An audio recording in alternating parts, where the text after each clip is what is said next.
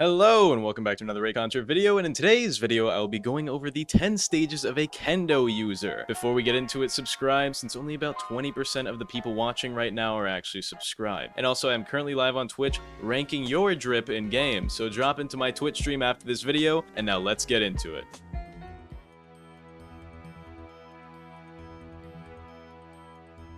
In stage 1, this is usually a new player who just started getting into the game. Many people at this stage already know what trees they want to play due to the large amounts of informational content on YouTube and the fact that this game has existed for over a year and a half at this point. Some people go straight into Kendo from this stage, while others try out another tree that they inevitably won't like before they eventually settle on Kendo and reach stage 2.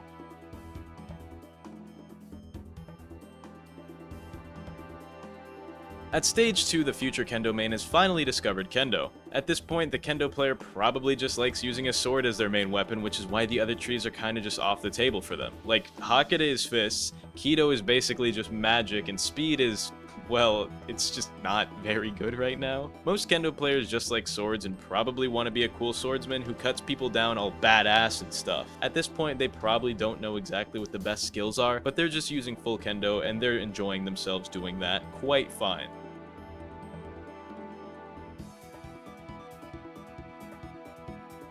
At stage 3, the Kendo player has a general understanding of how Kendo works and how its moves are used. Generally at this stage, the Kendo player has discovered skill boxes and started using them. A lot of people in this stage will use Crescent Relief if they get it because they haven't realized the other two moves, Eviscerate and Shadow Flow, are way better than Crescent Relief.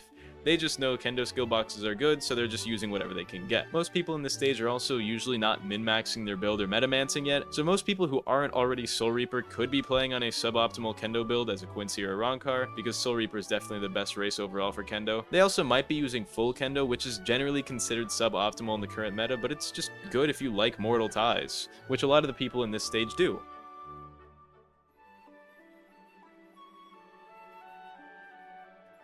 Stage 4 is the Kendo user training arc, which is what happens when Kendo players start getting better at the game and they really want to commit to improving. At this point, the Kendo player may still be using full Kendo with Mortal Ties, but they generally improve their build by getting optimal skill box moves like Eviscerate and Sonata Flow. Usually they go Soul Reaper at this point if they weren't already, since Visored buffs make Kendo extremely powerful, and you should probably be Soul Reaper if you're using Kendo. And then they also start min-maxing their build as much as possible and learning about things like the 20 Sonata Flow true combos into Eviscerate, which, you know, every Kendo user uses.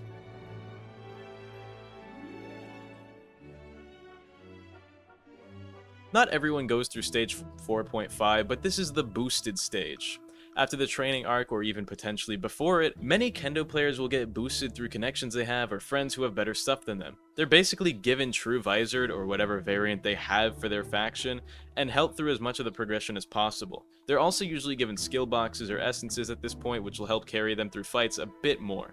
A problem many players in this stage find is that they stop improving, or they lack the abilities to improve their skill. This is due to their newfound reliance on essences, buffs, and stuff that they didn't really earn that was just given to them without them having a real understanding of how it works. A lot of players have this issue, which is why the overworld and even ranked are filled with so many bad players who pop modes in 1v1s and rely on variant buffs like Visored Reaconteur to outlast people in lots of their fights.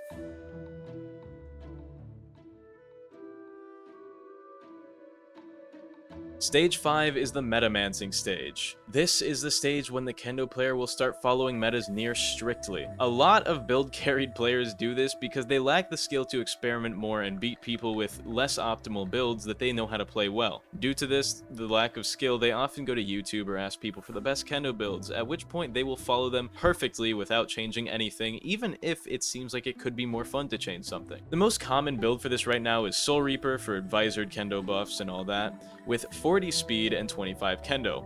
Funnily enough, the best Kendo build in the game is a speed build, with their ideal essence move being Vanishing Blade.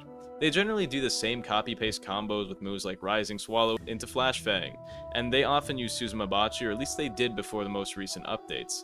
Now it's much more likely they'll be using one of the two new Shikais and abuse their builds as much as possible. At this point, the Kendo player is likely to struggle against Hakata users, however. Because of their obscene lack of skill, it means that they really can't parry and likely rely on Unseen Blade to escape combos. Except, you know, Unseen Blade is only going to work a few times before you get Crazed Blitz out of it every time for trying to spam the evasive as soon as you get caught in a combo.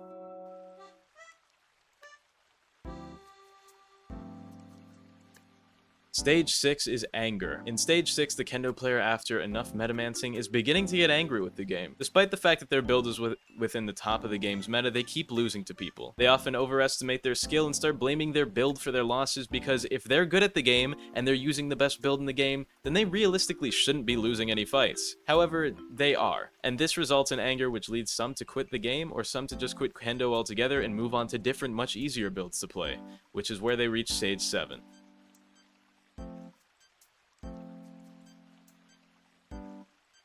Through the stage of anger, the Kendo player has come through to the stage of denial, which is Stage 7. They deny their lack of skill and refuse to improve with Kendo at this point. Kendo players at this point either blame the game for their problems or their build. Many of them stop using Kendo temporarily or even quit Kendo completely and switch to something else.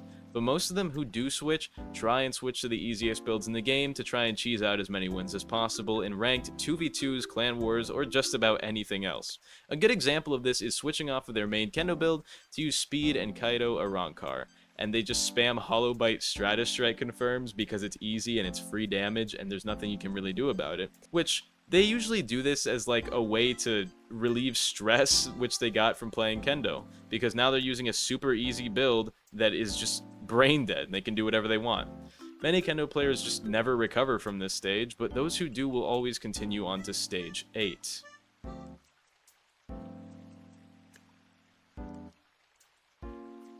In Stage 8, which is the improvement stage, the Kendo player comes back to Kendo and they decide to stop completely metamancing. They use less strict rules to abide by the meta and focus on improving their skills and base skills. They learn to parry Hakuda. They learn when to use evasives properly. They learn to use M1s and Soul Style properly, and they learn to actually use mix-ups and different combos other than the same one they've been doing for the last 2 months. By improving their basic skills, they improve exponentially at this point and become a much better player. Because the main problem with lots of Kendo players before Stage 8 is that while they have good offensive capabilities because the combos aren't necessarily that hard to do, they lack the defense capabilities needed to fight people who are both better than them or are using builds that counter them well, such as Hakuda, which is where a lot of Kendo players need to improve, and in Stage 8 that's what that focuses on.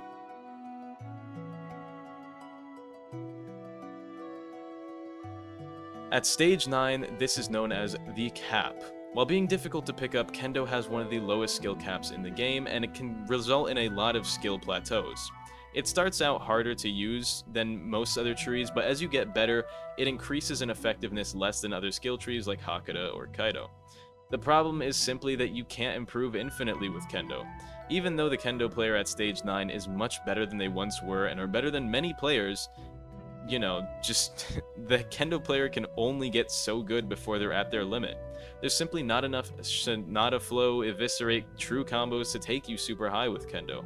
And because of this, a lot of Kendo players will go through a plateau and are unable to improve further than Stage 9 because they can't focus on improving those base skills that they need to get better at in order to fight people who are better than them.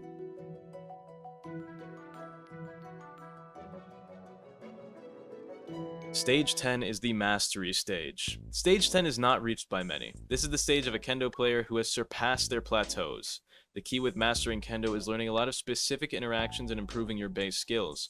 While other trees need to focus on combos and mix-ups, Kendo players' most important abilities are their defensive capabilities of using basic skills to win fights. Kendo masters are usually the type of players who many people would accuse of auto-parrying, because most of the time against a really good Kendo player, you literally can't find and catch them into a full combo since they're pretty much going to perfectly time their parries and evasives every time. A Stage 10 Kendo player is basically what peak gameplay looks like from every metric, and the only thing I know is that there aren't a lot of these. I would say Kendo is easily the hardest element skill tree to master, but it is not the hardest to play, and that's because there aren't a lot of negatives to playing Kendo. When you play Hakuda, if you're going against someone who can parry well, you're probably going to lose if you can't just out-damage them or outlast their Reiatsu.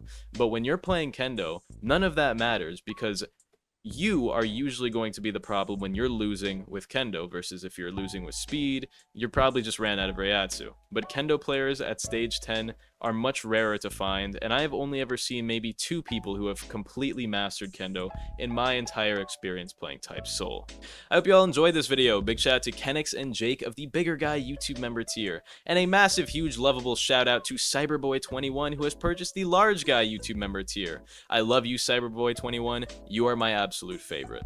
Anyway, if you want shoutouts, purchase a tier of $10 or higher, and if you want to hear me sing, buy any YouTube membership tier, because the cheapest one is only $5, and you get to make me hear song covers every month. I love you all, I love my YouTube members more, and I hope you all have an amazing day, and goodbye.